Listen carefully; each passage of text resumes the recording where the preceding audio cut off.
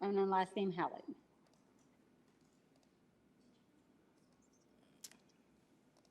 Sorry, I didn't catch the first name then. Paula, Paula. And did you want to speak to the board today? I don't know if I'll be able to, so just put me down as a no right now. I'll put you down as a maybe. If they ask you if you want to, then you can. Okay, perfect. So I And might be in a, as there are go several ahead. other people here and we're getting ready to start, if you wanted to email us your address and your email address, we can put that down for you. Oh, actually, I Okay. think my coworkers got that from something. From Yeah, I've already emailed it, yes. Okay, perfect. So just if you could mute your microphone, we're just getting ready to start shortly. Thank you. Thank you.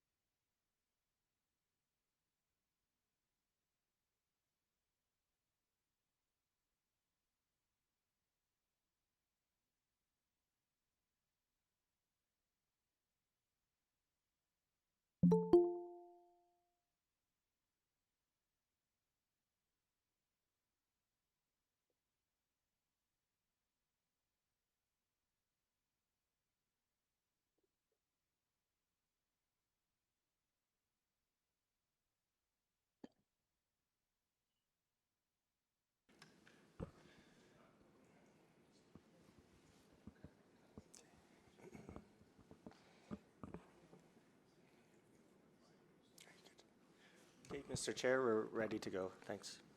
Thank you, Mr. Board Officer. Good afternoon and welcome to this hearing of the Subdivision and Development Appeal Board. Before us today, we have SDAB file D-23-059, an application to change the use from a restaurant and health service to a child care service and to construct interior and exterior alterations. This is an appeal from the decision of the Development Officer granting the application.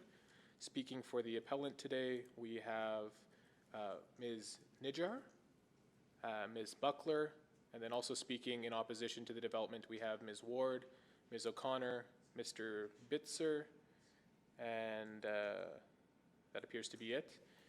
Speaking in favor of the proposed development, we have Mr. Powell, who's here on behalf of the architect. We also have Mr. Mijalovich, Ms. Weimer, and Mr. Manani. The Subdivision and Development Appeal Board is comprised of citizen volunteers appointed by City Council, but we operate independently from City Council and all city departments. Within certain legislative limits, we have the authority to confirm, revoke, or vary the decision of the Development Officer. Let me introduce the panel to you. On my left, we have Ms. McCallum. On my right, Mr. Bisey, and I am Mr. Handa. Sorry, Mr. Chair, we're just waiting for Ms. McCallum's video to pop up. My apologies. No, thank you.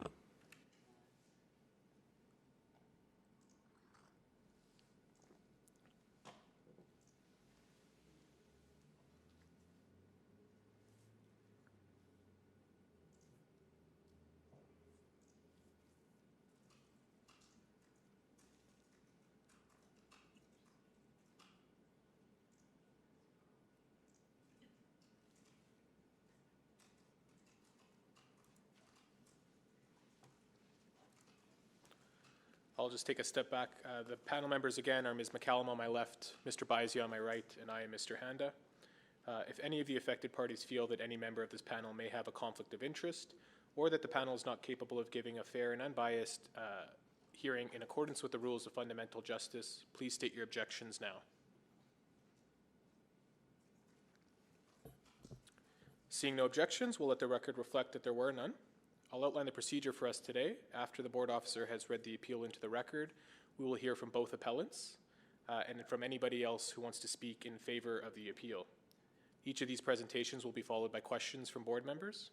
We will then hear from the respondent and anybody else who wants to speak in opposition to the appeal. And then lastly, the appellants and only the appellants will be given an opportunity for rebuttal, but that's only to address information that first came to light during the respondent's presentation, not an opportunity to restate your case or enter in new evidence, or we'll have to give them an opportunity to respond to your submissions. For those of you that are on the video call, we ask that you mute yourself, and if you join via video, please leave your camera turned off until it's your turn to speak. Once it's your turn to speak, I will unmute your microphone and ask you to activate your cameras. The video of the hearings are recorded, so we ask that when it's your turn to speak, you speak clearly into your microphone. And if you're uncomfortable appearing on a video recording, please leave your camera turned off throughout the duration of the hearing. We also ask that you refrain from recording today's proceedings. When others are speaking, we request that you mute your microphone, leave your camera turned off, and refrain from any interruptions. If a member of the public is disconnected at all during the hearing, we will pause the hearing while they make attempts to rejoin. After all presentations have been made, the board will deliberate in private, and our final decision will be rendered in writing in 15 days' time. We're required to make our decision based only on the evidence presented to us, and you may see board members glancing at information on their desk, and that's just to follow along with your presentation. Mr. Board Officer, can we read the matter into the record, and we'll get going. Thank you, Mr. Chair. This hearing item is SDBD 23059, and this application to change the use from a restaurant and health service to a child care service, maximum 79 children, and to construct interior and exterior alterations, developing an outdoor play space was approved with conditions by the Development Authority. Mr. Chair, prior to the hearing, we received from the Development Authority a copy of the stamped approved plans, the approved permit, and a written submission regarding this hearing. We received multiple submissions from both appellants, and we received multiple letters and online responses from neighbors in opposition to this proposed development. That's all, Mr. Chair. Thank you. Thank you, Mr. Board Officer. We'll begin with Ms. Nijjar. We'll ask you to come up and grab one of the seats in the front here. And before you get going, I will just outline what this board's authority is in a matter like this. We are dealing with a discretionary use. So what the board considers when we're considering a discretionary use application is whether or not the use is reasonably compatible with surrounding uses. So any submissions that you have to that point would be the most germane to our deliberations. Anything dealing with the rezoning issue is unfortunately outside of our purview. We don't make those decisions. We shouldn't. We're not elected. That decision has been made by City Council. We're not here to second guess that. We're here to apply the rules as they're written in the bylaw, and that's the extent of our jurisdiction. So the more we can focus on that question, I think the better this appeal will go for everyone. Thank you for explaining that. Just press this button and Yes. turn on.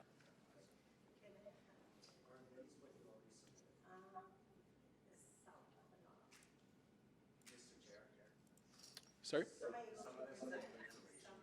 New information? Okay, and this was not submitted previously?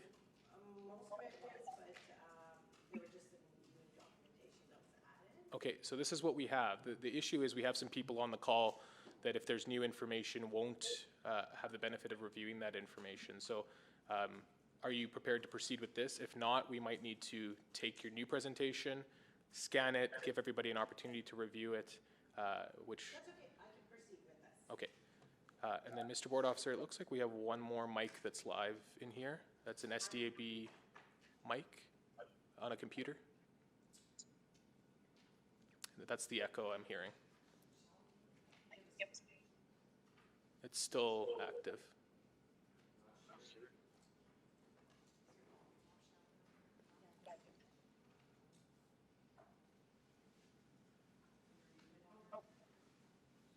Yep, all good now. Okay, technically we're sound, no pun intended. Okay. The floor is yours. Thank you very much.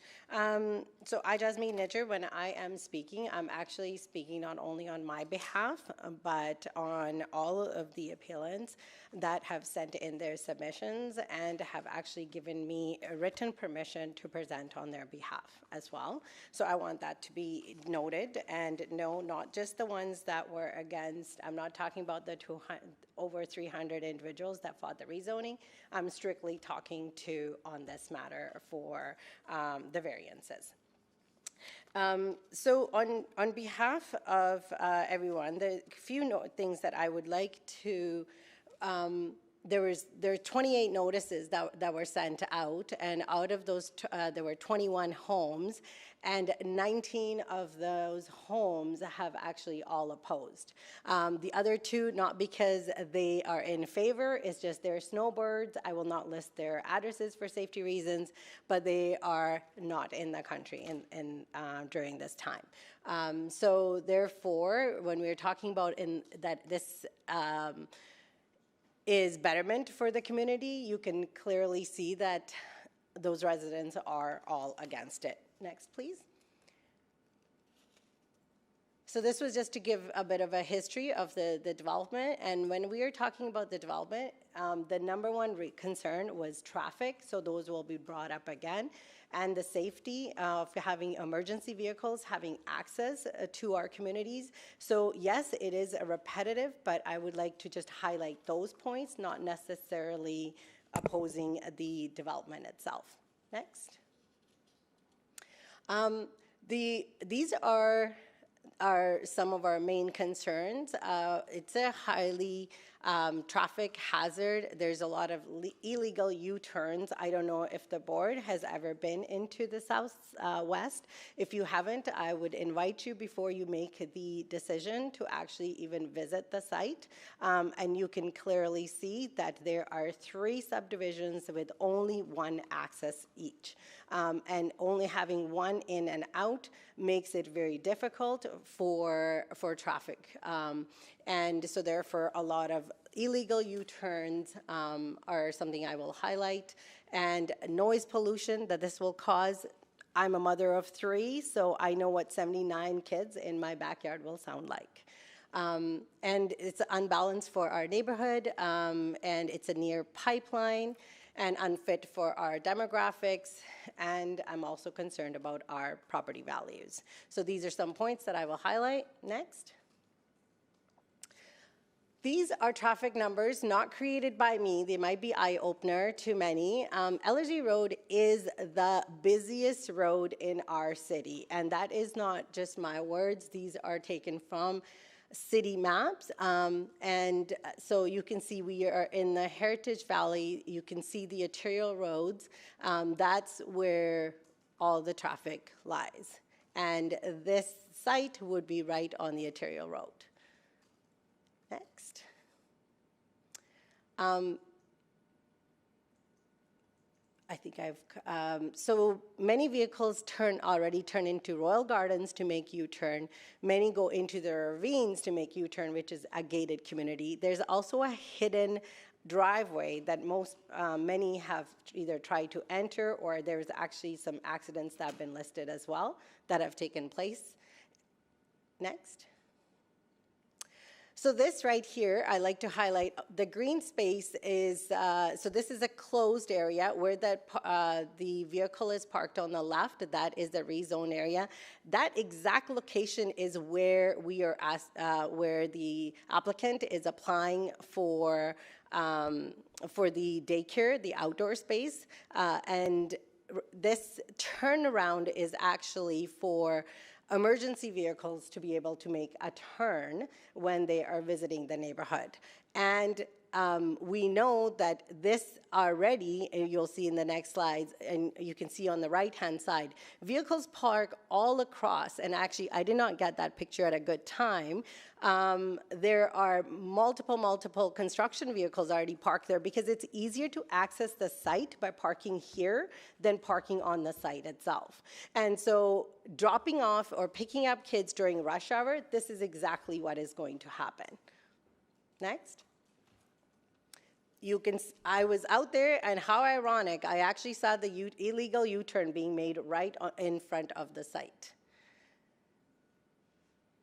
This is a traffic a picture that I took myself. I want the time to be noted. You can see, even on a Saturday at 11, sorry, I can't read on the screen. It is at 11:49 and 12:35. You can tell that I barely moved, maybe 10 feet. So this is a traffic issue that we are dealing with. And so adding high-intensity business on this site, we cannot accommodate 79 more vehicles on here. Next. So illegal parking, like I said, I've already mentioned that, so we can skip over. It was February 2013 when LG Road was actually indicated was for the arterial roadway.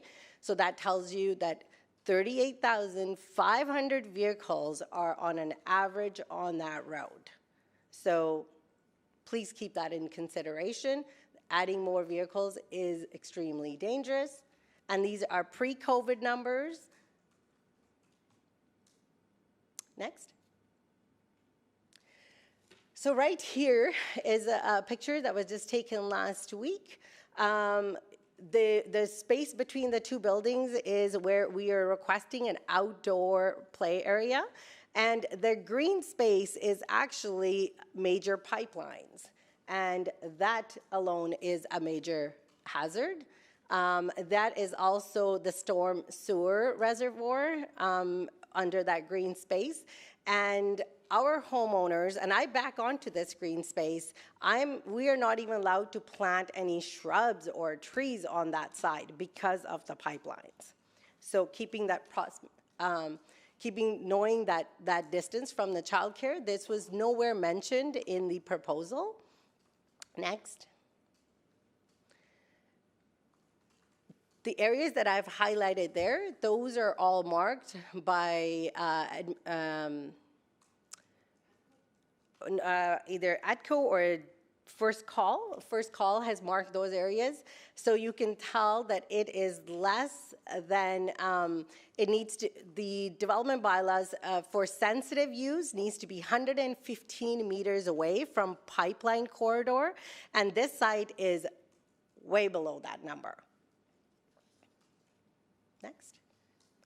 These signs are cities, signs for pipelines that are indicated right by the proposed area.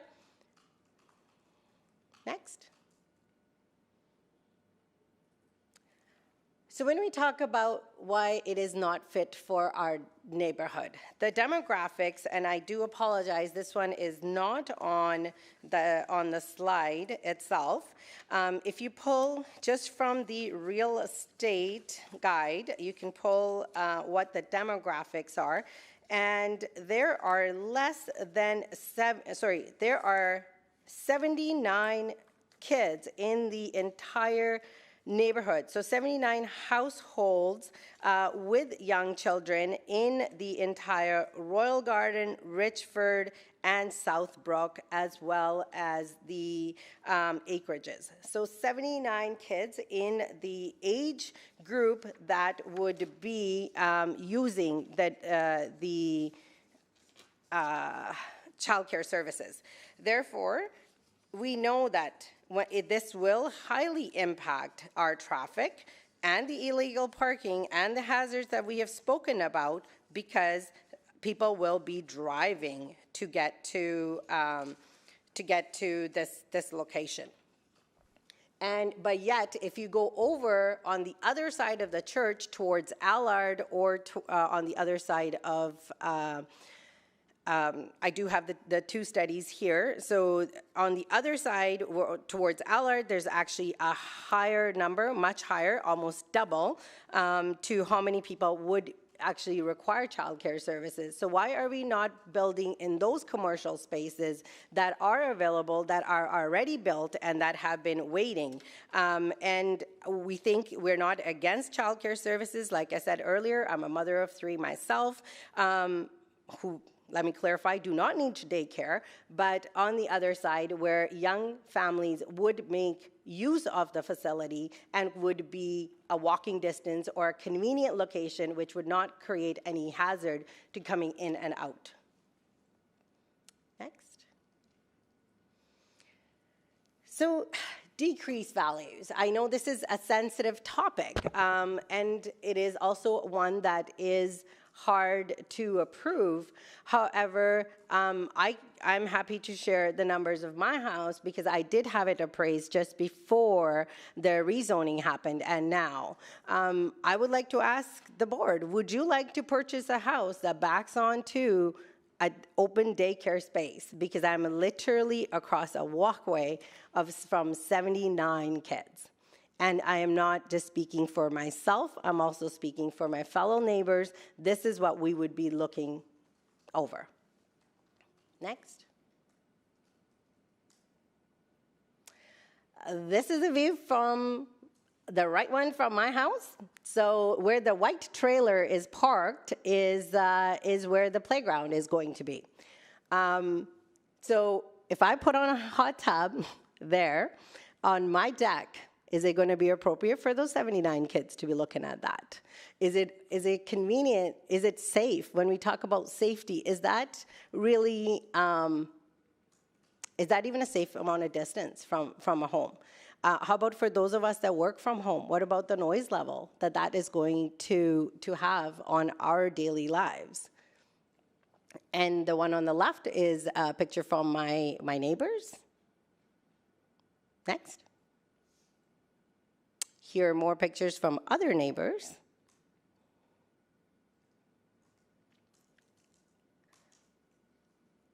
So, in conclusion, is it just because we can? Should we actually do that?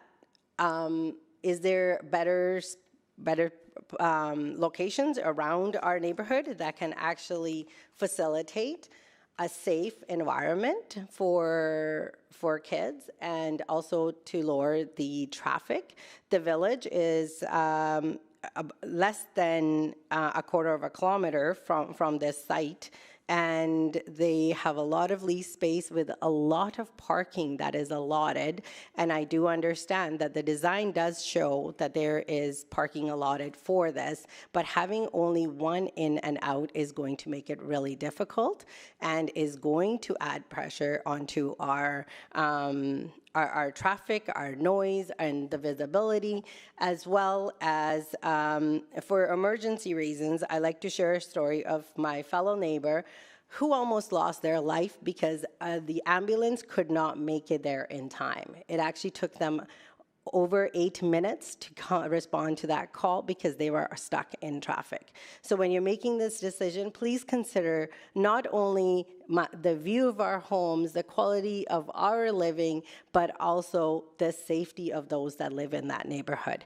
Because this arterial road is used for all emergency vehicles, like I said earlier, to access all of the surrounding areas. When this development was approved, it was highly indicated over and over that this would be a very low intensity use only. And I can clearly say that we have had an application from the same developer asking and advertising for a drive-through, a gas bar, and now a daycare. First, it was a daycare for 90. Our neighborhood fought against that. The application was withdrawn. Now it is 79. Lowering it by 11 children does not lower our risk. So I'm hoping and I'm requesting the board to take in consideration of all of those that surround and outweigh the needs of this proposal. Thank you for your presentation. I'll see if there's any questions coming from your submissions. Ms. McCallum?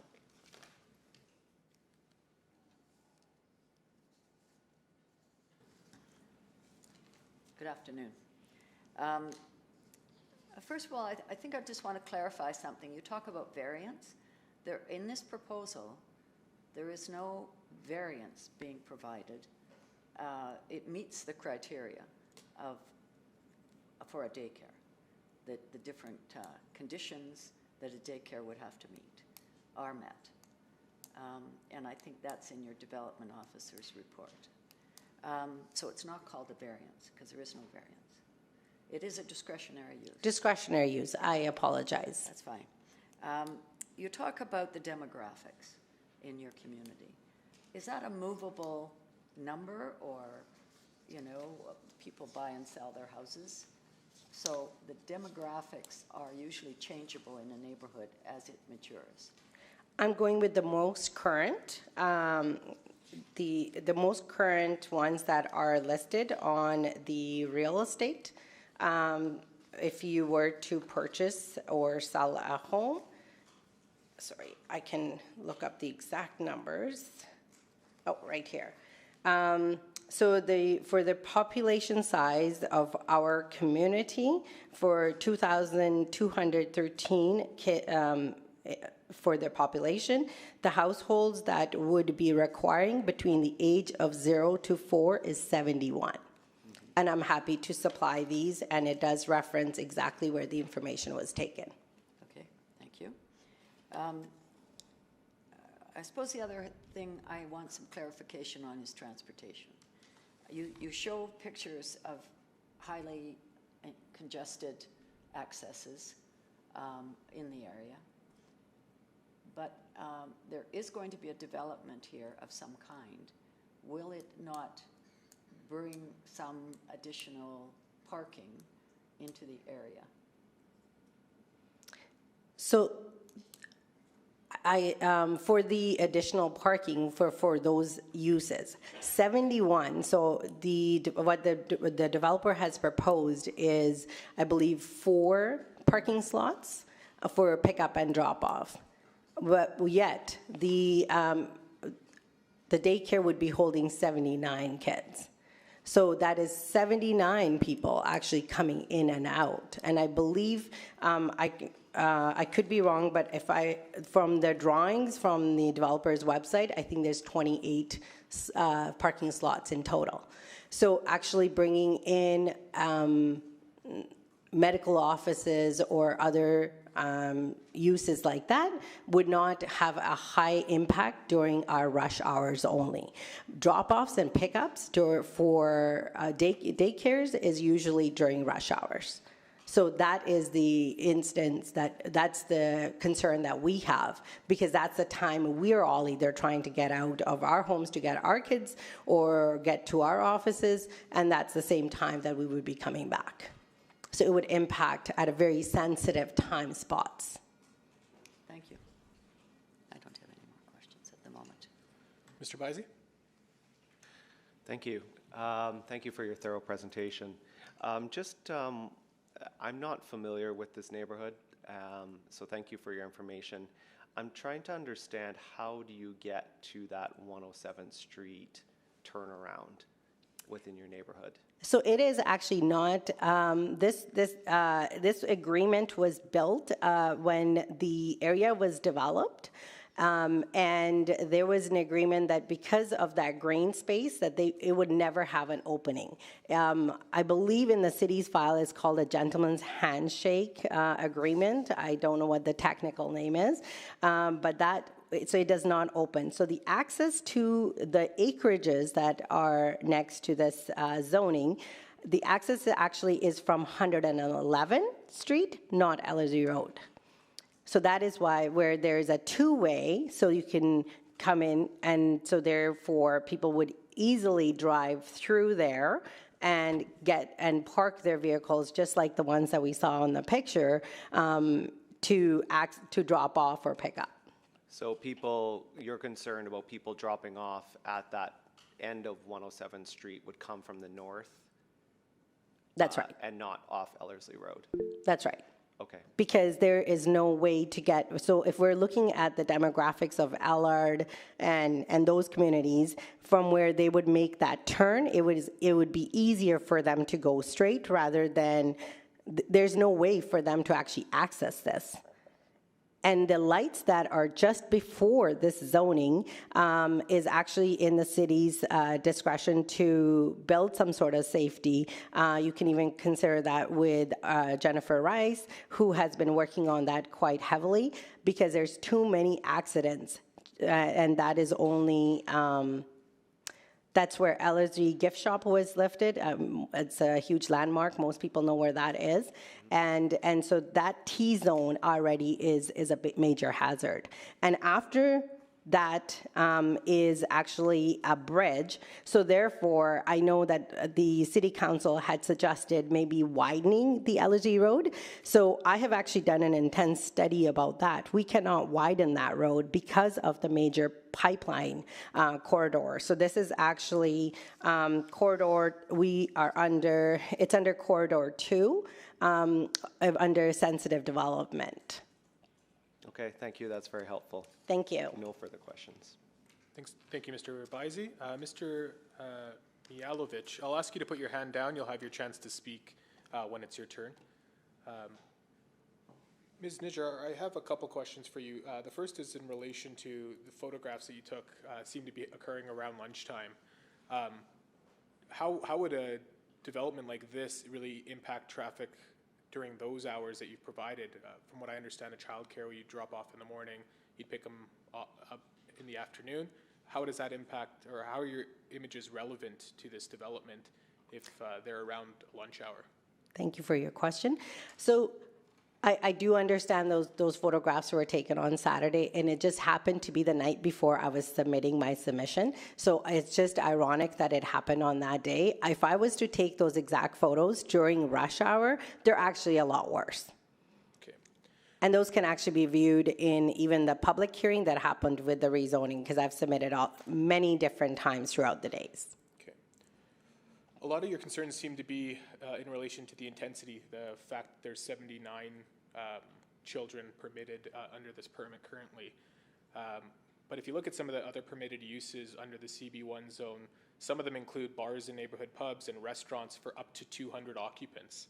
How does that not have the similar impact to what you'd be dealing with a childcare use?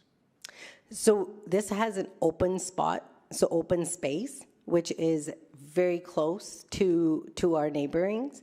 Having a restaurant, those people are not coming first thing in the morning. It's not the time sensitivity that we are speaking of. And so Friday nights, Saturdays evenings, or, if they're lucky, other weekdays, that's something we can work around. But childcare services are times that does not work for us. Okay. So you would have no concern if there was a restaurant for 199 people proposed for this site instead of childcare services? To be quite honest, this is something we warned the developer about, that running any large services from that facility would be difficult to lease out, and I sympathize with them for not being able to get tenants in for the services that they intended to, and now having to open the box to other services. I guess my question is, would you have any concerns if there was a restaurant for 199 people proposed in this spot? No, because I don't have any rights at that point. That is what is allowed, right? So that would be me going backwards and fighting the rezoning, which I clearly cannot do. So therefore, that's something that we have now been okay with. Okay. You did reference this 115 meters from a pipeline. Can you point us to where that regulation is? It's on the Epicor gas line pipeline. I do have the exact, I can go back on my slides, as well as, so along LSG Road, on both sides is the going, the side of the zoned, or the site asking for, it goes right across. So right in front of it. So it's not in the zoning bylaw. It's a different regulation that you're referencing. It's an EPCOR regulation. It's not a EPICOR. It is under the sensitive development for childcare services. It says that it cannot be near a gas station or drive-through services or where garbage is, I don't remember the exact technical names, but canisters are, or a major gas line. And I believe that was completely missed in the presentation. So I'll read that section. I think this is what you were referencing. No portion of a childcare services use, including the building, building bay, and on-site outdoor play space, where provided, shall be located within 50 meters of a major service station, a minor service station, or a gas bar. Is that the one you're referencing? Yes. Okay, so it's 50 meters, but this is, a gas line is different than a service station and a gas bar. Those are defined terms within the bylaw, and they refer to like automotive repair shops and gas stations, not necessarily gas lines. So this is also, this information is also actually from another rezoning that had asked, and this was the number one reason that the childcare services that I had applied for had fallen through, because it was too close to a EPICOR gas line. Okay. So I can read. I guess I'm just trying to understand, because we're dealing with the Edmonton zoning bylaw. There might be other regulations applicable to this type of use that they're still required to comply with. But I need to know where in the zoning bylaw there's a reference to a pipeline in order to accept your interpretation. It's under the Edmonton site QRA, under Chapter 7, 7.3, and that's the City of Edmonton. This was updated in January 15, 2019. So not the zoning bylaw, it's another regulation you found on the city's website? It's, I believe so. Okay. Okay. I do have to apologize. I'm not a professional at this. that's So okay. I do understand that I'm against very highly trained professionals, but I am working on the information that I have found on city websites. And as far as the regulation for sensitive use, I clearly remember saying that it needed to be 150 meters away, and that's what I based it on. Okay. No, we appreciate you bringing the evidence forward. We just need to make sure the evidence that we take in is within our jurisdiction. We don't want the Definitely. Court of Appeal telling us we're wrong, because that would make us feel bad. So, I don't want you to feel bad. I'm happy to support all my documentations. all right. I have nothing further. Mr. Bisey, Ms. McCallum? No, seeing no further questions, we thank you for your submissions, and we'll now Thank invite you very much. forward, Ms. Buckler.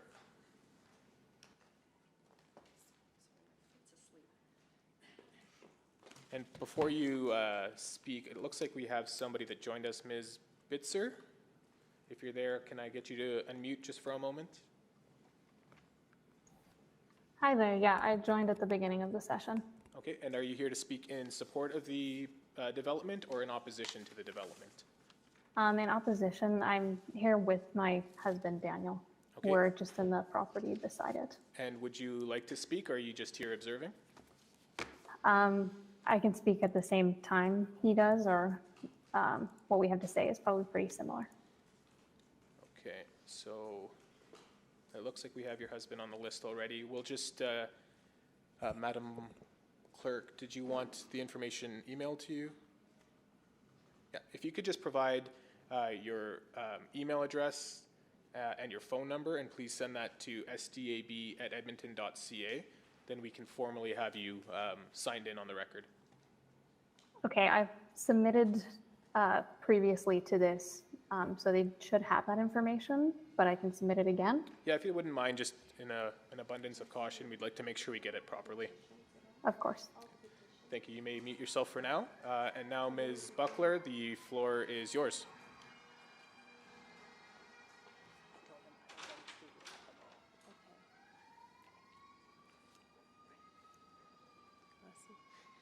I'm okay to go ahead?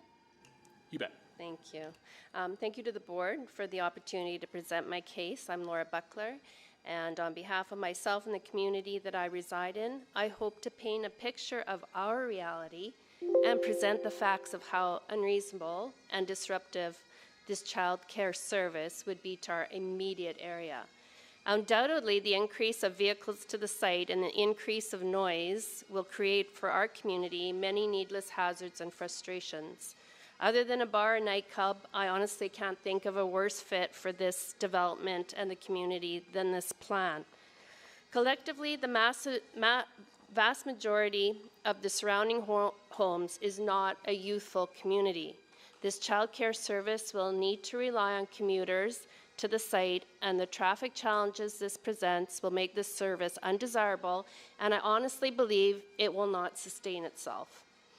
My plea to you today is to examine the main points I've taken time to highlight with serious consideration, as I trust you will. We need more balance at this site, services that are in harmony with this particular community, surrounding, and residents.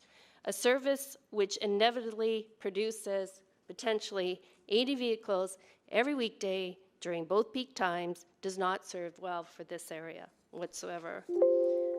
Next, please. The components of my appeal, I'm going to focus highly on traffic hazards and concerns, noise pollution and interference with quality and life, both work and personal. No need for this service in our immediate area. I've included a letter from the Child Care Service directly across the street on Ellerslie Road at the church. On-site services and outdoor space alternative suggestion. Other commercial space I'll highlight is available within 700 meters of this particular development site. Decrease in property value, that's already been touched upon, but there is a letter from a realtor in my presentation. And the last point, I'll just ignore it this time. Next, please. This is, I got this information recently off the City of Edmonton website, and it shows Calgary Trail West on Ellerslie Road. We're one of the busiest roads in Edmonton. We're up as of 2022 back to 31,400 that drive on that overloaded and noisy roadway. Next, please. And this is part of the problem, I guess, we experience as a community is people don't go out to this site. That's what we're always trying to get involvement. Please come out, see this unique situation, because once you see it, you know, maybe you'll see why we're so involved and invested in this. So I tried to paint the picture here. This is the busiest intersection that's right to the east, the last intersection east of the development property, and it is congested. So you're coming off, point A is Calgary Trail, we're traveling south, we're trying to turn right onto Ellerslie Road. This is so constantly backed up and so slow moving for us to get out to our home. So you see there on the left side where Ellerslie Road, the green patch leads, our house is like right there near the development site. We actually will go a very long way around, almost 3 times as long, to avoid that particular intersection because it's a nightmare. Next, please. So here's a route we'll go just to avoid that intersection. We'll take Henday, we'll go Calgary Trail, then detour to Henday, go all the way down 111th Street, and then head back east to get into our community. So it's almost 3 times as long, but just simply to avoid the congestion there. Next, please. Here's a concern for traffic impacts and dangerous concerns. This variance is going to dramatically and negatively impact, and apologize, it's not variance, discretionary use, my apologies. On this already overloaded roadway, there's too many hazards which will occur as a result of this particular business opening on our sites with its limitations there. The westbound traffic approaching the top of the hill. So you come off that intersection I just highlighted. You're traveling, you go down this hill, and then you go up a hill. Are you aware that a full, horizontal, completely unobstructed view of traffic ahead is not actually achieved until you're actually on the east side property line of that site development? So you can't even see somebody stopped, or it's hard to see. You don't have a full view until you're actually on the east side of that development property. Now we're going to have cars slow down to turn right into that property. It's too late. It's already been done. But with the increased volume during rush hour, this is going to be, make it even worse. We all know it's going to be worse, but it's going to happen no matter what goes in there now. We're all going to have to live with it and find out. But the problem is, too, from that east line to the entrance into that development property, that's 80 meters. So you're going 60 on that road. It takes 25 meters just to come to a stop. Add that into the equation. Huge concern there. And again, I welcome anybody to go out and just drive through that area and see what we're looking at. Next, please. Okay, so this is another one. There's no left-hand turn access into the development property for those traveling eastbound. So they're coming from the west. They need to get into that development property. So now there's a dangerous U-turn that's going to occur at the community access on the east side of that property at 105th Street and Ellerslie Road, which is a gated community. So here it shows we've got the no left-hand turn. There's no access into that development property traveling from the west. If you can go to the next slide, please. Thank you. Okay, here's where we paint the picture. So we've got the development there. I circled where I live in the green there, so you can see what I'm talking about. Now, that purple star, that's a gated community, and that's where there's going to be that temptation for people traveling eastbound to take a left into that gated community and then try to make a U-turn to travel westbound to get into the development. The church, the two yellow stars there, the church's entrances, but there's no, the left-hand turn access is only to and from the church on the north side of Ellerslie Road. So you can't turn left without going into either the church or through that U-turn there. Is that right, that church? Yeah. Okay. Next slide, please. Okay, up. There's no left-hand turn access out of the development property for those needing to travel east towards Calgary Trail and areas. Two additional dangerous U-turns are going to occur at our Royal Gardens community entrance at 109th Street and Ellerslie Road, as well as the north side at Southbrook community entrance. We already experience this at a high volume already. If you can go to the next slide, please. Where we demonstrated here, again, the purple stars. People who are forced to take the west Ellerslie Road and go west, but they need to get back east. There are the two communities on the left where they're going to be entering to do their U-turns and then get back out east. Next slide, please. Here are the additional temptations. Jasmine touched on this one for sure. Once they discover that they can get into 5th Avenue from 111th Street and then travel on that road, and boom, down at the bottom right there, that's that turnabout where there's impermissible parking, the temptation to pull in there, run their kids in through the front, rather than do all this back and forth that they've had to do to get in. It's inevitable. It's going to happen. Next page, please. Then the other one that we're honestly very nervous about are people being tempted to park across the street at the church and walk their kids across Ellerslie Road. There's no crosswalk. Next slide, please. Here I want to just touch on noise pollution and impact quality of life for myself and my community.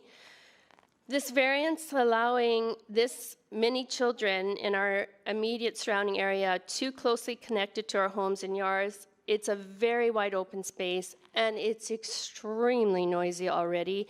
Here's just a photo from our view from our master bedroom. It's further away in this photo than it actually is. Our resident backs right onto Ellerslie Road. Our traffic there, noise is extremely high day and night.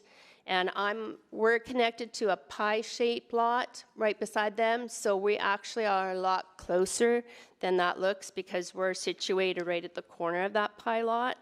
Next slide, please. The increase in noise up to 79 children, especially on the outdoor play area, plus the traffic noise anticipated from the amount of vehicles to this variance is unreasonable to ask us to tolerate. Emergency vehicle sirens are a common daily experience for us, no less than 2+ per day plus overnights. Here's an account of just one day. It happens every day. 11:03, 12:05, 6:13, 6:21, 9:41.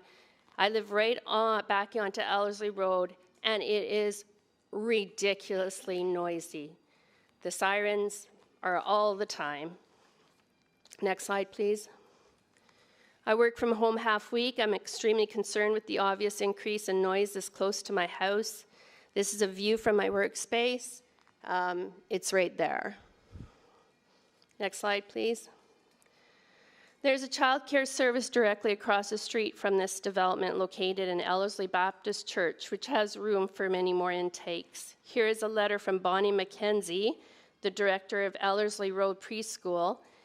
And she couldn't be here today from what I understand, but she writes here that we've been in this location for 30 years and question the need for additional childcare space across the road.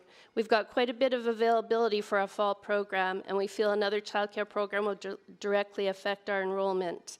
The traffic on Ellerslie Road is congested, especially drop-off and pickup times, and I envision further busyness when another childcare center opens. Parents will be coming and going from our center, which is located in the church, as well as parents coming and going into the community across the road to access the new development. I do feel that this proposed business will negatively affect our long-standing business in the community. Next slide, please. Suggestions for a better fit. Services at this area would likely welcome our business supporting services, health services, libraries, bookstores, specialty foods. A suggestion for the outdoor space. They ripped down all the trees. Maybe you could put up some 8-foot spruce and give us a little bit back, a touch of what we had before. This is just a mature community, and we're willing to support. It just as it's done with some sensitivity, so it's done right. Next slide, please. Other commercial space available. This is 4 pictures I took May 14th. Some of the commercial space avails located less than 700 meters from development site with much easier and safer access for commuters. Next slide, please. Here's outline of where it is. There's a development, and then there's a ton of commercial space available with tons of parking and proper traffic setup. Next slide, please. This is a decreased value appeal and interest of surrounding real estate. This was written by Cam White, who lives in our area, and he's a realtor, and he's been a realtor for many, many years.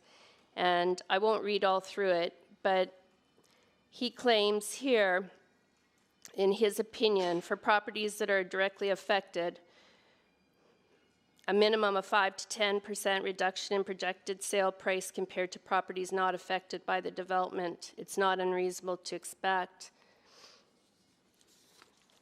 Next slide, please. We won't touch on that one.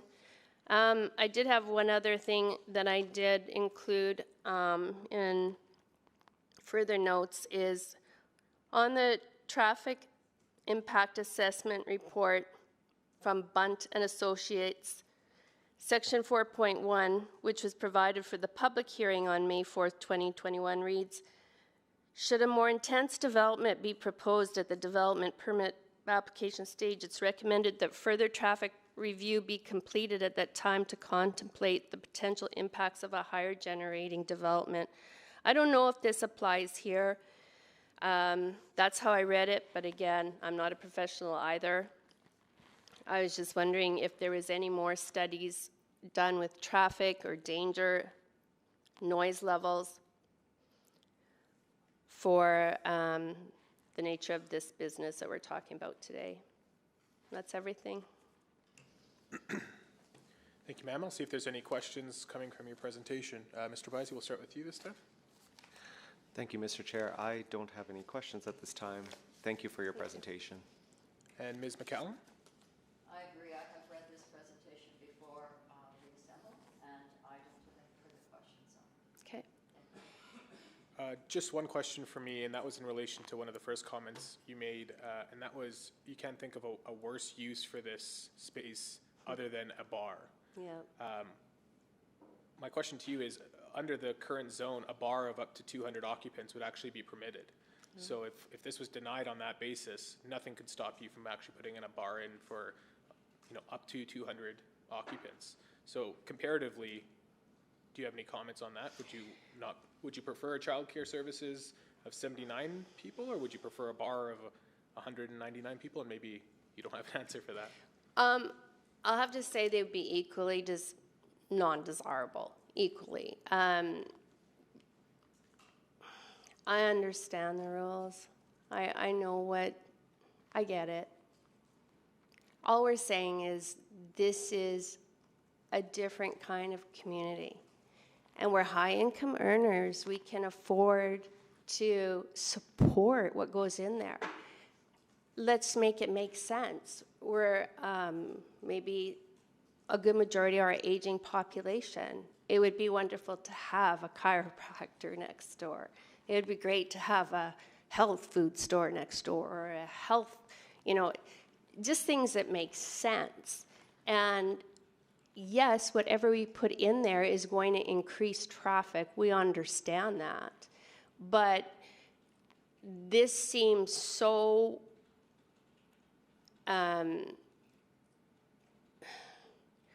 it's just a terrible fit with the volume of traffic that are going to come at fixed times on certain days.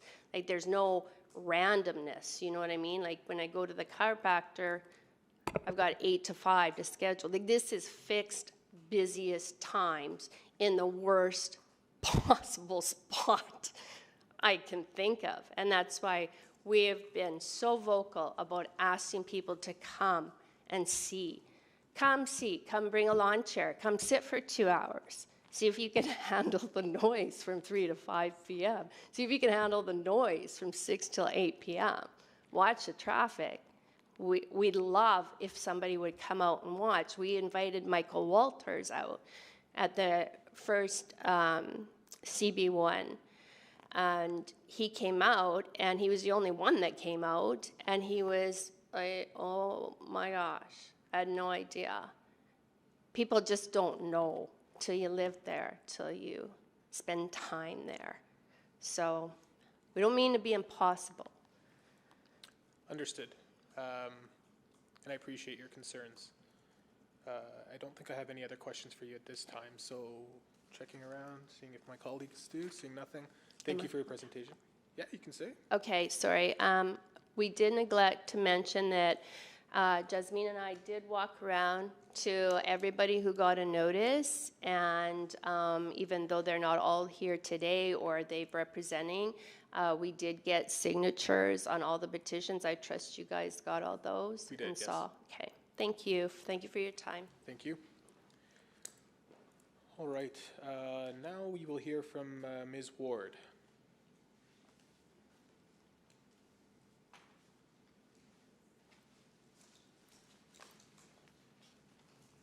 Good afternoon. Floor is yours. I'm obviously not a whippersnapper, so I'm much older, and I'm the grandparent category, shall we say. And the difference between having a bar, am I doing something wrong? Can you just speak a little bit louder? Oh, sorry. So the difference between having a bar, and we have Ellerslie Rugby Club, which often has a lot of drinking, and obviously, I'm from the rugby culture, so I appreciate that. Not the drinking, but the rugby culture. So we do have a bar here already that the rugby club has Fridays and Saturdays. Not always, but they have a number of events. So we do have that already. The difference is, as a grandmother, I don't want children being walked back and forth across that road. I am concerned about little children being in an area which really is not safe. It may not look very far from where the gas line is, but it is, and I realize that's not part of this meeting today. And what's disturbing is that 97, and I know you can't do anything about it, 97% of the residents voted against that home that was pulled down. It was just one home, a single home, an acreage was pulled down, and this went in. 97% of us voted against it. So now that we're bringing our concerns, it's not because we want a bar or we want this, that, and the next thing. It was a very calm place. So we're worried about the children, number one. Our lives are affected. I've been there 20-odd years, so it's not as if people come and go often. I've built with neighbors, those same neighbors, we all work together. We have community get-togethers. We're a tight community. We enjoy our lives. We take care of one another. And obviously, when people are sick and everything else, it's a great concern to us, getting in and out as far as ambulances and stuff. So it's not that we're disregarding the fact that there may be a bar as opposed to a daycare. It's we're really concerned for the lives of those children.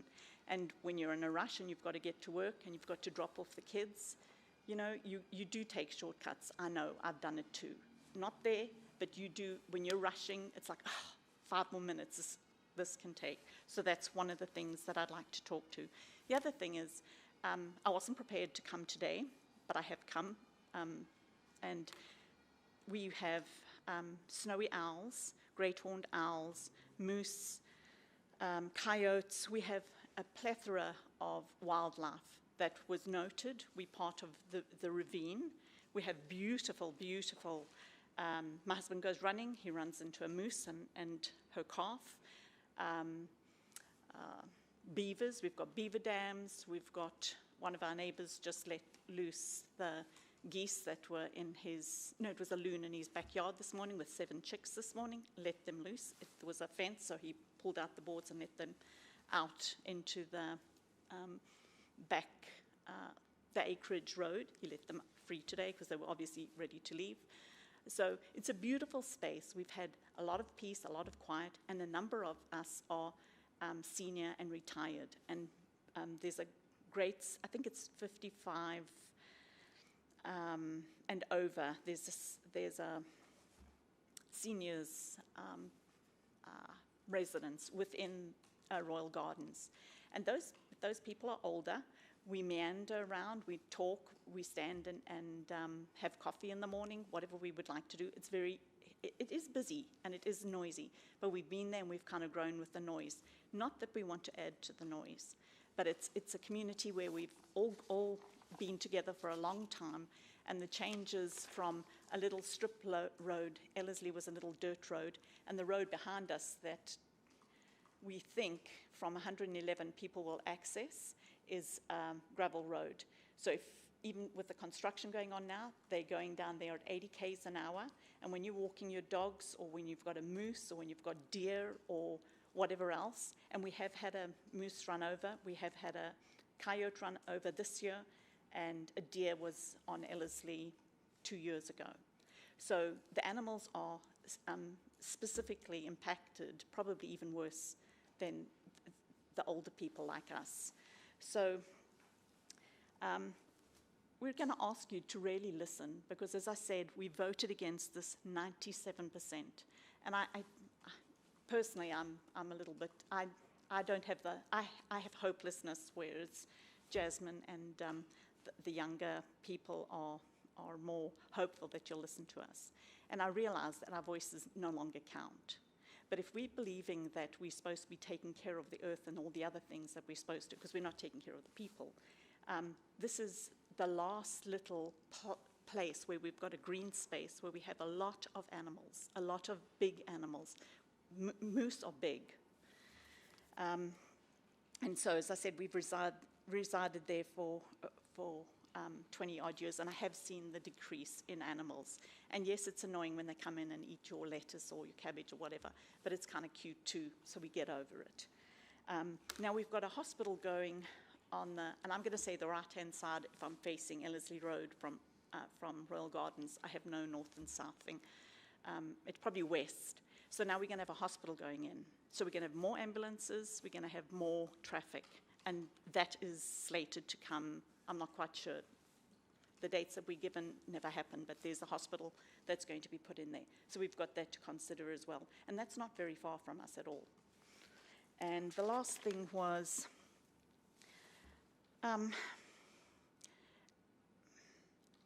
children are a resource. They're a precious resource. And if we had to choose between one thing and the other, no, I don't want a bar. No, I don't want drunk people. No, I don't want crime or anything else that's happened to come up. But honestly, if you're going to be having more children, all of us, are going to be responsible for whatever happens now. And so that's why I would really like you to take into consideration that little children with parents who are already probably overworked and running from one place to another are going to be trying to find a way to drop their children off safely. And there's a private road you can't go into, and you shouldn't go into it because it is a private road. There's a gated community with very little space to do a turnaround, and they do a turnaround there. I've seen myself when I'm walking my dogs. And certainly coming into our neighborhood, the roads really aren't that wide. And in winter, quite frankly, we've got these snowbanks where it's one car comes and one car goes. So I don't even know what we do in the winter because we very rarely plowed. So if they're going to be coming into the neighborhood so that they can stop and drop off their kids, that's going to make it even worse. So we live there. This is our home. We've been there for a long time. We're a community. We've asked for help from our Jennifer Rice is the person who represented us. She told us she needed 8 votes, and I forget how many they passed it by. We've asked not to have this. Now we're stuck with it. We're just trying to do the best we can. And I'm done. All right, we'll see if there's any questions coming from your presentation. Ms. McCallum? I have no questions at the moment, but thank you for your presentation. Mr. Bizey? No questions from me either, thank you. Okay. All right, next up we have Ms. O'Connor.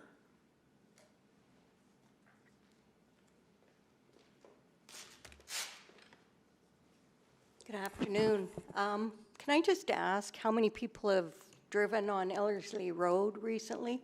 The benefit of being on this side of the table is you can't ask us questions. Oh, we can't ask questions? Okay. Well, hopefully some of you have, because you'll realize how busy the traffic is. I'm Marcy O'Connor, and I'm speaking on behalf of the Homeowners Association in the neighborhood that backs onto this development. There are 158 homes there, and of those, 42 are seniors condos.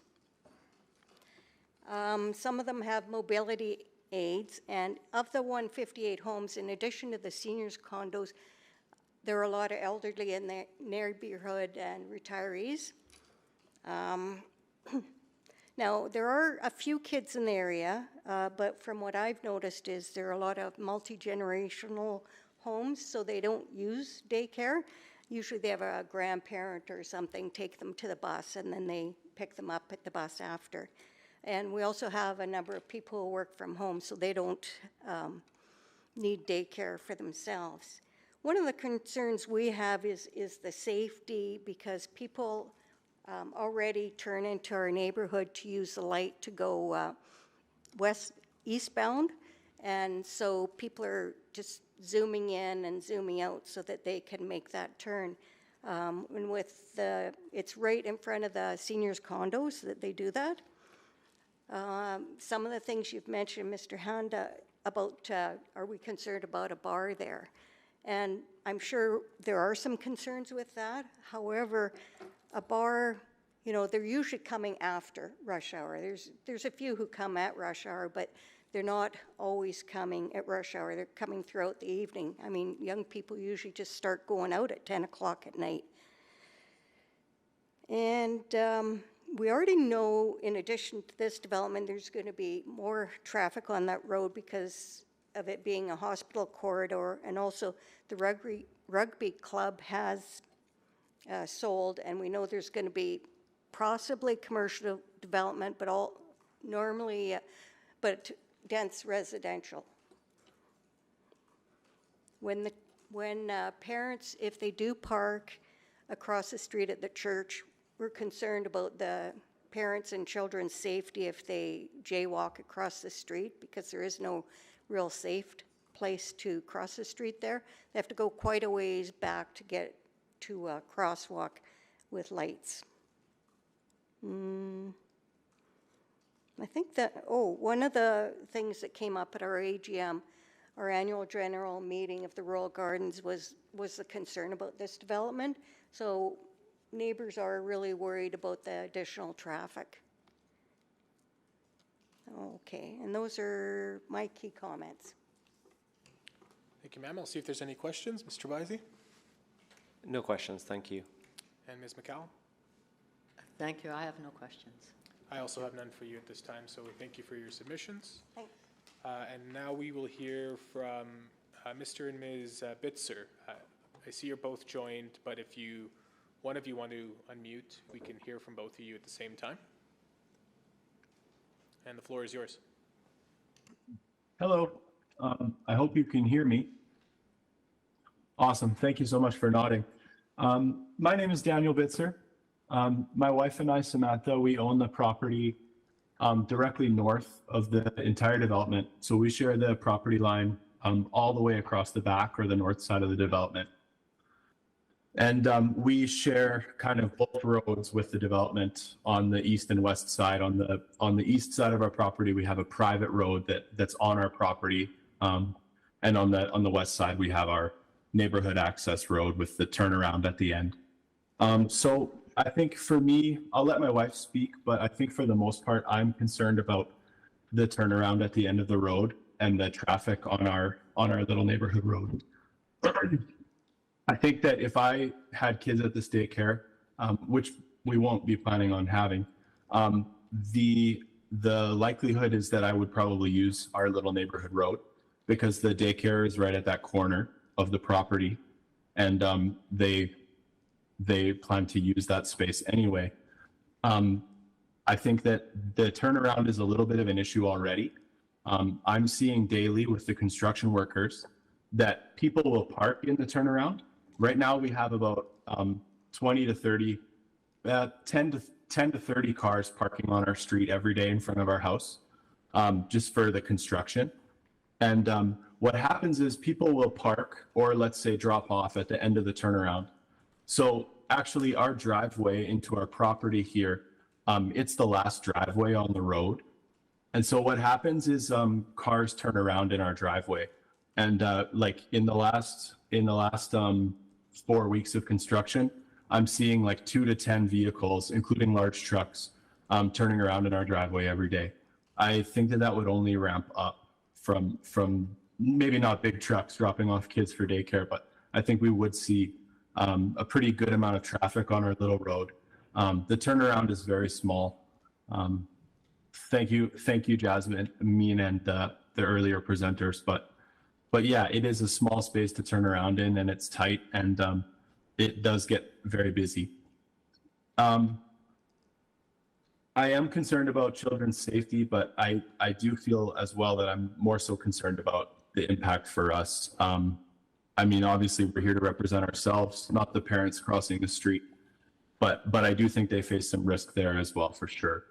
I also think that we're going to see a large number of traffic on our private road that we and the other neighbors own.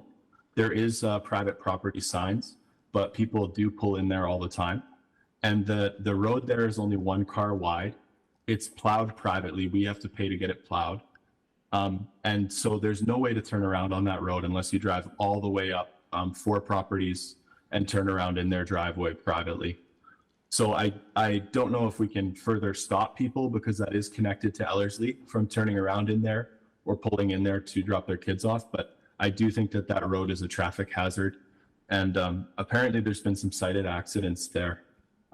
So yeah, other than that, I'll let my wife speak, but thank you for listening to me. I much appreciate it. Good afternoon. Can everybody hear me all right? Yes, we can. Okay, yeah, I just had a few additional things to add with the traffic, especially. So as my husband noted, there's many vehicles parked there already for the construction. He's also caused sightline issues. As we're leaving our property in the morning and pulling out, they're parked on either side of our driveway. So if there are people coming in and out of their vehicles there or parking on either side, it's hard for us to see them and it's hard for them to see us as we pull out. So that would pose a risk to the parents, to the children, and to us as well. And I believe one of the previous speakers also spoke about the wildlife in the area. On my way to work in the morning, I see deer, I see coyotes many times a week. So it will definitely affect the wildlife in the area and will cause them to probably leave or be injured. And then for the road construction itself, it is just a hardtop road. It's not maintained the same as Ellerslie Road or a paved road is. People do come down it quite quickly, and that will be hazardous for people if they're parking on the side of the road there just to access the daycare. Yeah, I believe that's all I had to add. Thank you so much. Thank you, Mr. and Ms. Bitzer. I'll see if there's any If questions If arising. it's okay, sorry, I just had one more thing to say, Yes, if that's all right. Certainly. Please Sorry. proceed. Thank you. I'm not 100% understanding. I'll turn my video on. I'm not 100% understanding what discretionary use means. But I just want to note that I do, from what I'm understanding, there's been a very unanimous decision from everyone who was mailed to against. Is that correct? The evidence that's been presented to us from your fellow neighbors is that there's a lot of people in opposition, which was evidenced by the petition, I believe, that was circulated. Okay, thanks so much for answering the question. And I don't mean to make some kind of argument with my question. I'm actually asking, so thank you. All right, take care. We'll see if there's any questions for you, so stay with us. Okay, Ms. no McCallum. problem. Thank you, Mr. Chair. I just have one question. Can you confirm your address for me?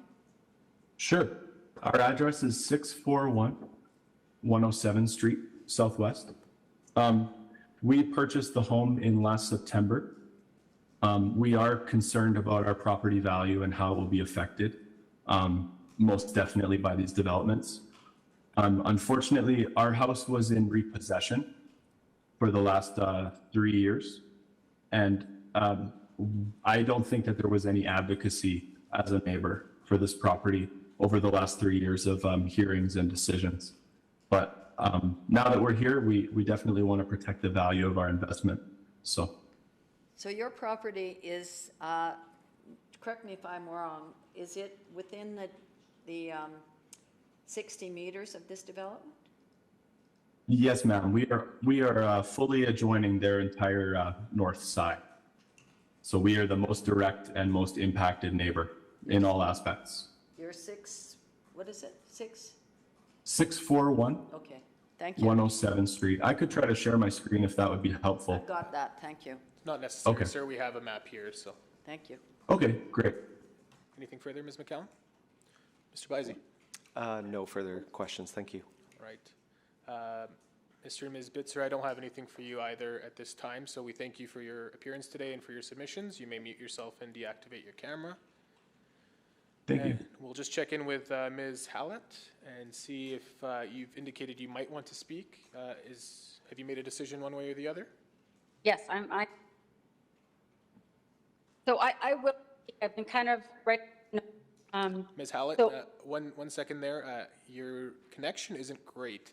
So what I'm going to do is ask you to deactivate your camera and see if we can save some of your bandwidth for your audio, just so we can hear you properly. Can you hear me now? So far, so good. Okay, perfect. So the property that. I lied. That's- Not very good. Sorry about that. Can we perhaps give Ms. Hallett a phone number to call into, and Ms. Hallett will get you to just call in instead of the video, and see if we can hear you better that way. Okay, sounds good.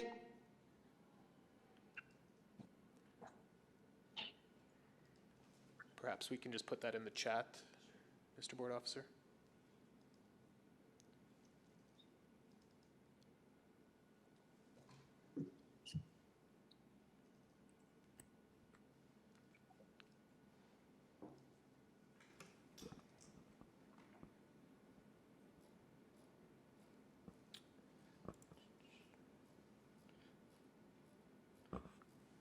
Okay, if you can hear me,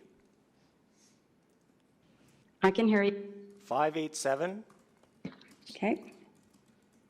786 7416. Okay, thank you. I'll call you in a minute. And, sorry, and there's also the PIN. I just want to make sure that's the correct one. Okay. And there's a PIN number too. It is 858 438 260. Okay, I'm just going to use my daughter's phone. Call you guys. And I'll put this on. Thank you.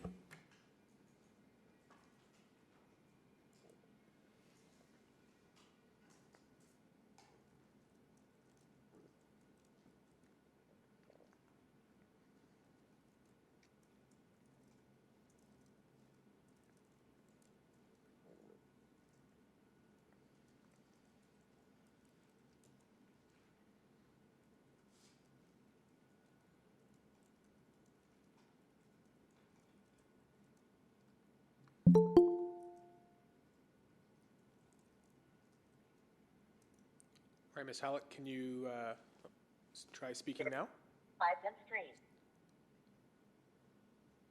Hello?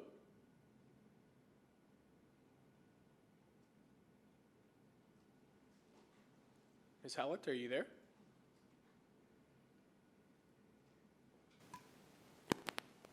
I'm on the line.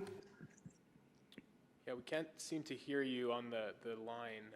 Are you muted by chance on your phone?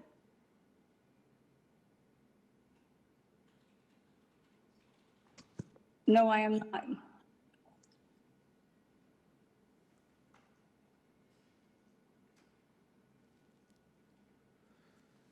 Can you try speaking once more into your phone?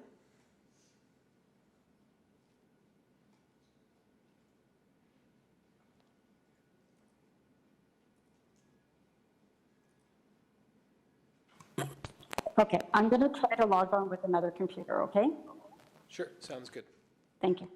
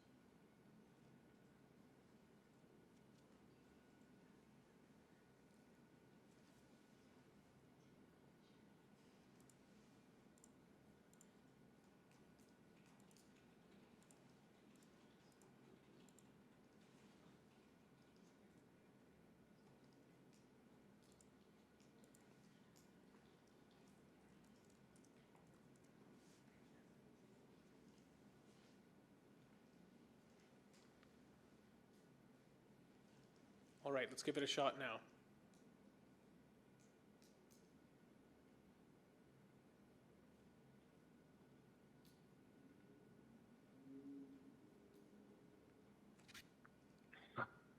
Can you guys unmute me? Perfect. Yeah, you're unmuted, so it sounds like your audio is a bit better. Let's give it a shot. Okay, perfect. Sorry, I am actually the property to the west that has the private driveway that Mr. and Mrs. Bitzer spoke about. So what happens that we have noticed is obviously myself and all my neighbors down that property and the development are going to be sharing a one-way of Ellerslie Road to get into the complex and into our properties. So my concern number one is safety. I know getting into my driveway, people do not know there's a driveway there, and I get honked at, and I have almost been severely into big major accidents, like really close calls, because people don't understand it's a hidden driveway, or I get honked at or sworn at or middle fingers given to me. But anyways, number one is safety. The other thing I've noticed, even with construction, and I haven't called Everett or anything about this, but like I've even had construction trucks blocking my entrance. And so my concern is maybe the daycare is on the opposite side, but if somebody just kind of sees that opening there, what's stopping them from parking the car, taking their kids to the other side, and then just blocking my driveway from me getting in? It's already, how do I say this? During the winter, my driveway gets blocked by the city of Edmonton pretty much every snowfall as is. And so we have to go out there, sometimes clean it off by ourselves. So I think just in general, safety and that road being one way is going to be just a hassle for 79 extra people during 2 peak times. So I think that's all I have right now. But number one is safety is the biggest thing I have right now. Thank you, Ms. Hallett. We'll see if there's any questions arising from your presentation. Mr. Bizey. No questions, thank you. Ms. McCallum? I have no questions, thank you. All right. Ms. Hallett, I don't have any questions for you either, but we thank you for pivoting so quickly and your submissions today. And you may mute yourself and remain on the line to listen to the remainder of the appeal. At this time, I think we'll take a quick bio break, though. Give everybody a chance to stretch their legs, and then we will turn it over to those in favor of the proposed development. So we'll resume, let's say, at 3:10. That'll give 10 minutes for everyone to stretch their legs, freshen up their coffee if they need, and we will start promptly at 3:10. Thank you.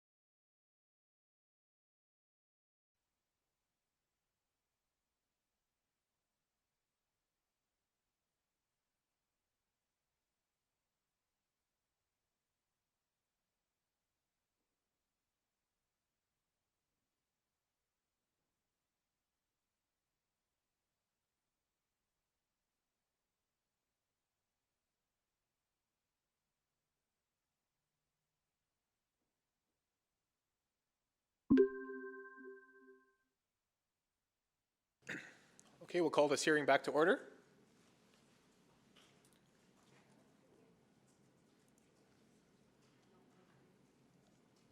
If everyone can please take their seats.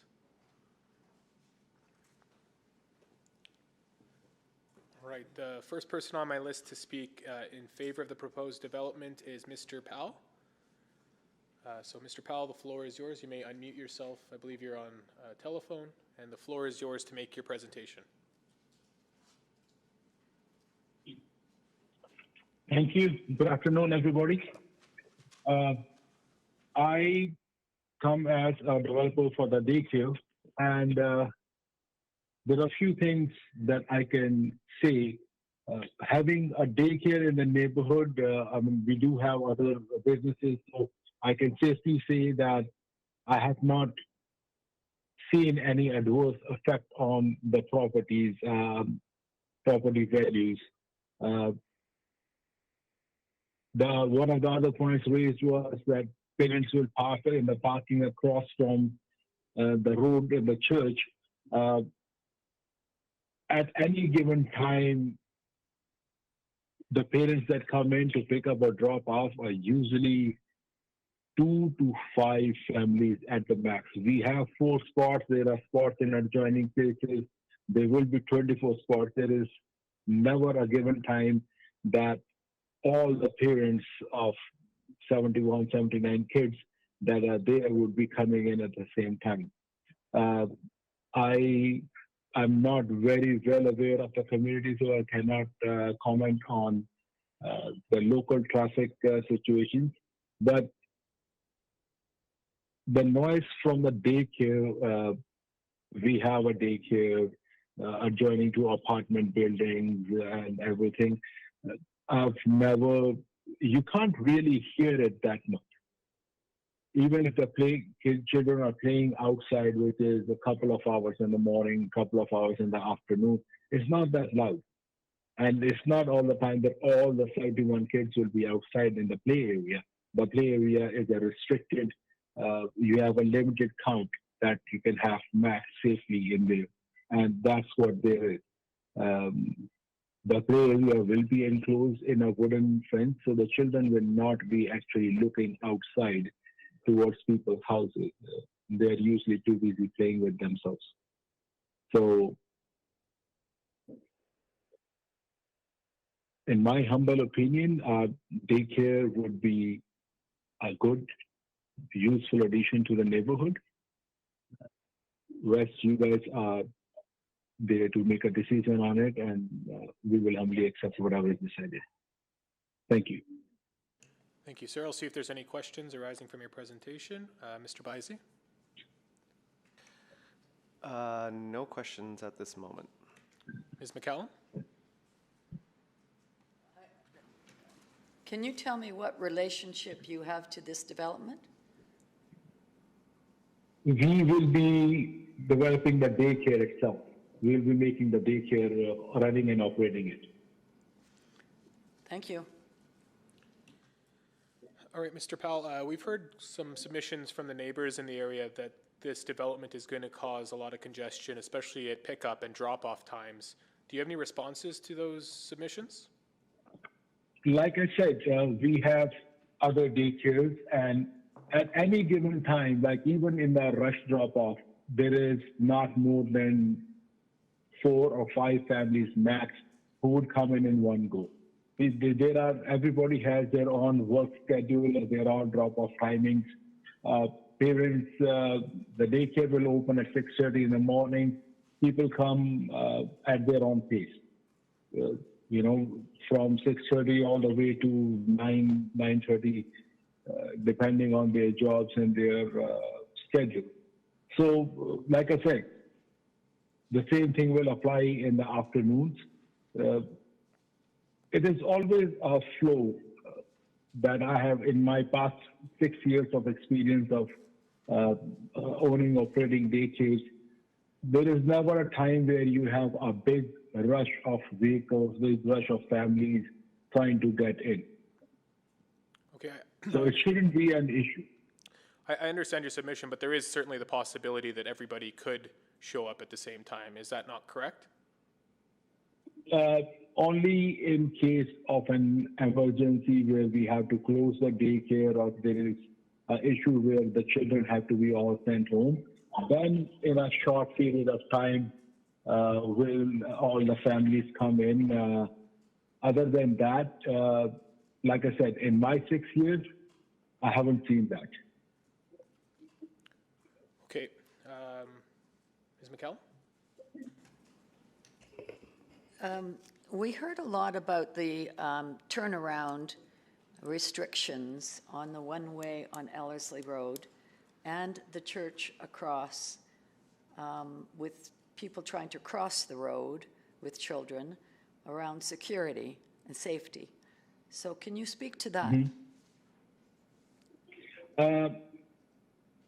In my humble opinion, people will not need to park in the church parking lot because, like I said, even if there is, my average is 5, even if there is 7, 8 families who come to pick up, there will be ample parking in the plaza itself for those families to come park their vehicle, walk the children to the daycare or walk the children from the daycare.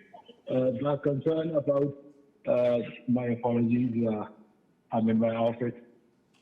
So the concern about the safety of children crossing the road without sidewalk, crosswalk, that I believe is unfounded. You do not need to worry about that at all. The traffic on Ellerslie, yes, I admit it is a busy road. There is no debating it. I would be,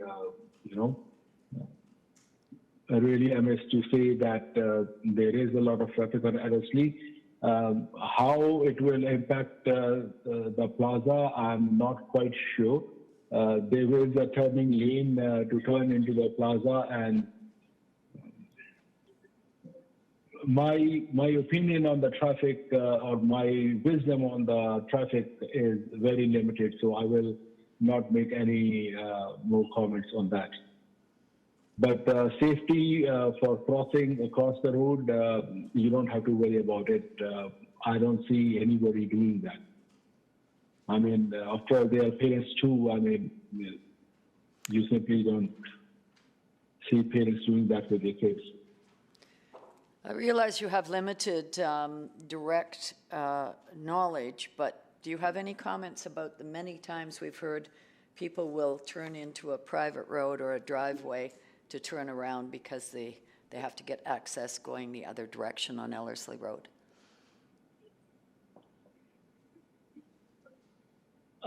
Respectfully, I have seen that happening in many neighborhoods.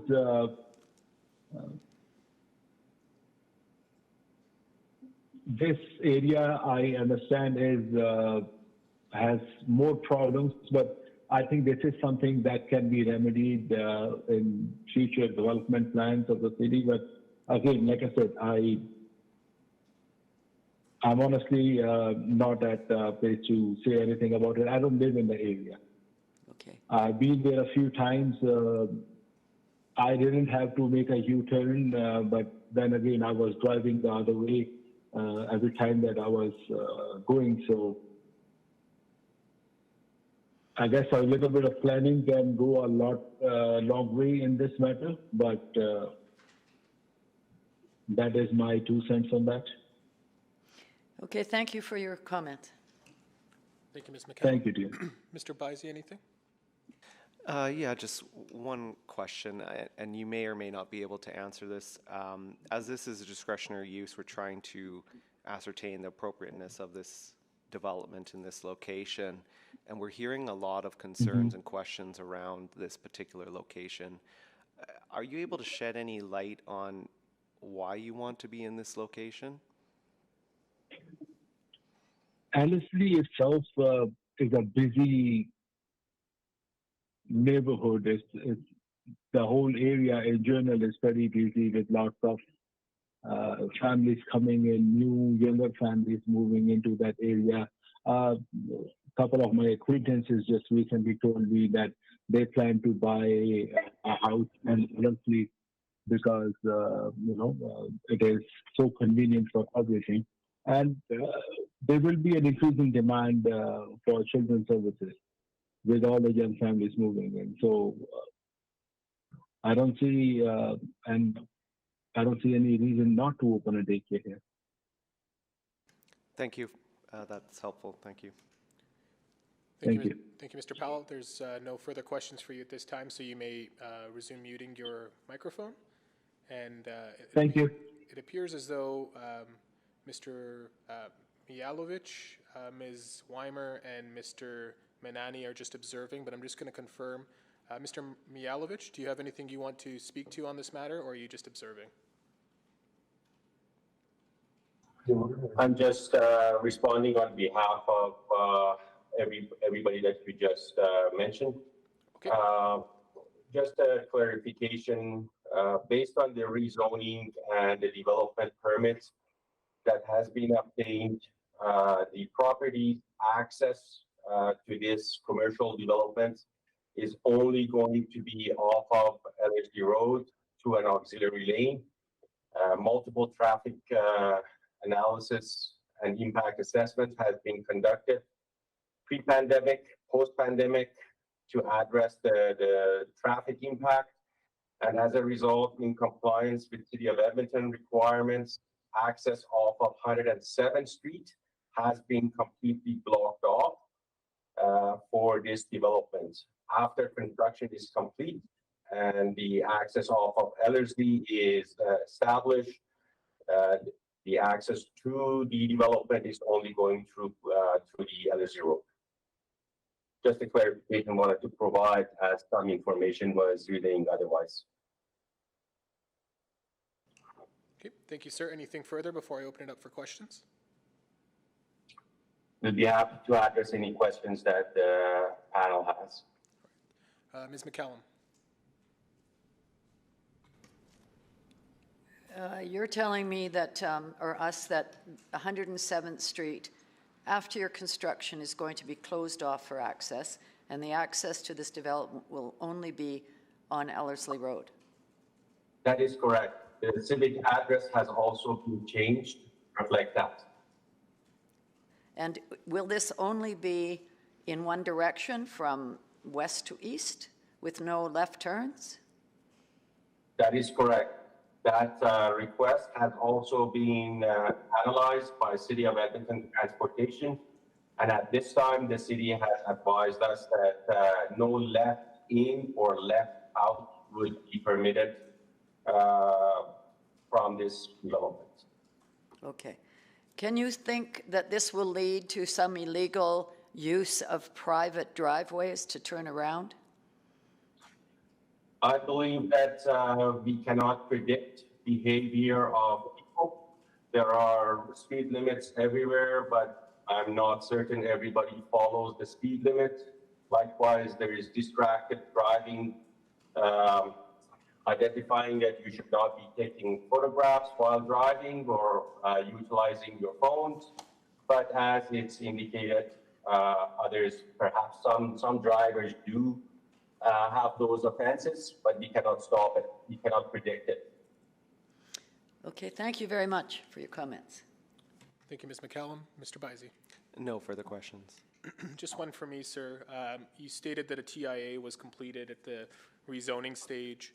Have you done a TIA to analyze what the impact of a 79 child care development would be at the peak times that are proposed for pickup and drop-off? Not specifically for the pickup and drop-off of childcare, but for the entire development, we had to provide a traffic impact assessment, including emergency vehicle access and egress to the development. I understand the TIA was done under certain assumptions, but specifically the issue of childcare was not contemplated at that time of the TIA, or was it? That is correct. It was not contemplated at the time. For that particular assessment, TIA was not done. Okay. Okay, nothing further from me for you, Mr. Mijalovic. Did you want any of your colleagues to speak, Ms. Weimer or Mr. Manani? It's Manani speaking. Mijailovic is with me in the room, Okay. and he has got no further comments. Dragon? I have no further comments. Okay, and Ms. Weimer? She had to leave the meeting. Okay. All right, then that will conclude the respondents' portion of the appeal, and we will now hear back from the appellants. So I'll remind you appellants that this is just an opportunity to respond to what you've heard during the respondents' presentation, not an opportunity to enter new evidence or make new submissions, or we'll need to give them an opportunity to respond to that. So Ms. Najjar, you're first.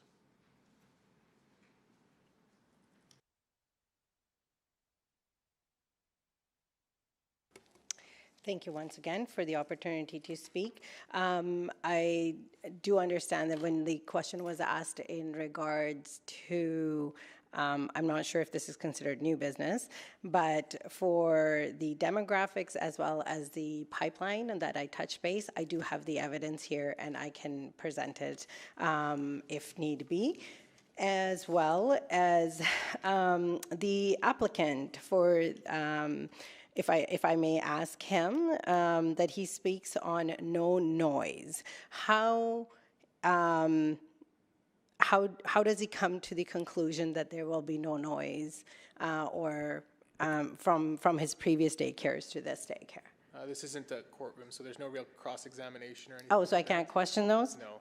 All right. So what can I question? You can respond. You can provide contradictory evidence to what you've heard. Okay, so my response would be that I disagree with the fact that there will be no noise, as well as in the case of an emergency, that's something else that the applicant had touched base on. How do we plan on getting 79 kids out at, and plus staff out at with having a limited parking space, as well as there is no evidence of guaranteeing that only 3 to 4 individuals will be dropping off their kids at any time, as well as does the applicant himself in the, does he live in the beautiful Callaway location that he's at? Does he back onto a childcare? Because running a business and living next to a business like this is a complete, a different opinion. As well as when we talk about the safety, we're not just concerned about our safety, it is also the safety of the kids. So I would like to ask on choosing, and I do understand that Mr.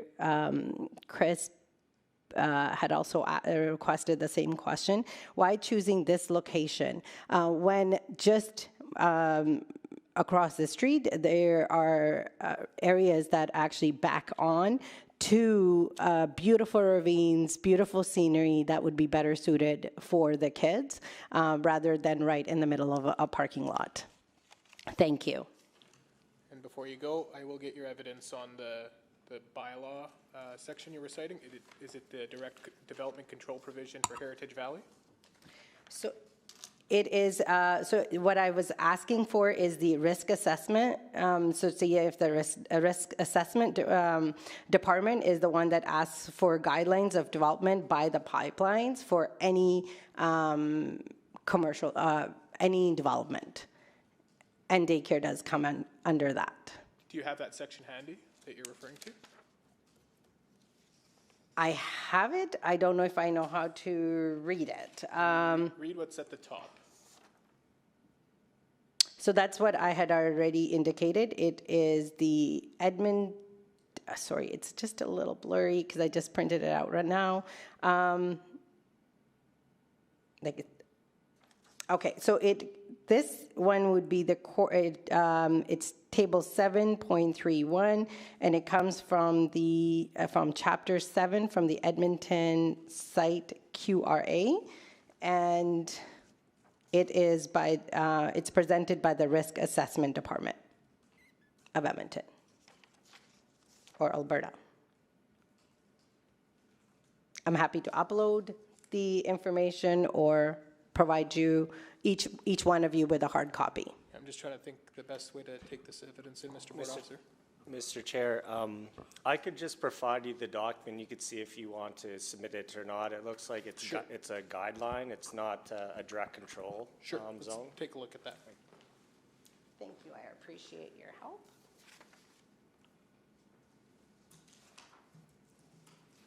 And I do have a copy for each individual. Oh, that's fine. Okay.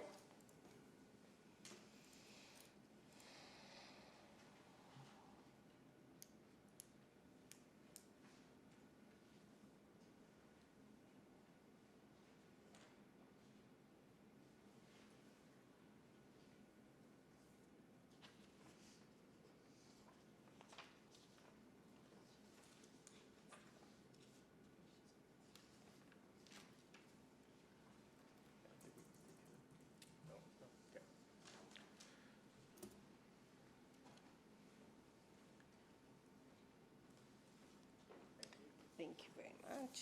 Okay, we'll see if there's any questions coming from that rebuttal. Mr. Bisey? No questions. Ms. McCallum? Thank you. I also have no questions for you on rebuttal, but we do thank you for all your presentations today. Thank you. Also, just one thing to be noted, there's 3 other speakers who were trying to log on and were not able to log on despite all the efforts today. So I just wanted to let you know that there were 3 other individuals and they did let me know to mention their names. Thank you. We'll note that. We'll hear now the rebuttal from Ms. Buckler.